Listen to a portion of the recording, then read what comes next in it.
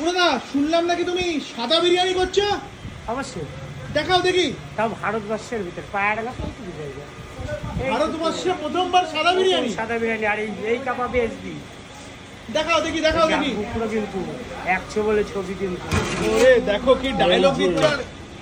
বিরিয়ানি বানাচ্ছে। আরে বুড়োদা, ও বুড়োদা, সাদা কালার কেন বিরিয়ানিতে? বললাম যে দুধ বিরিয়ানি।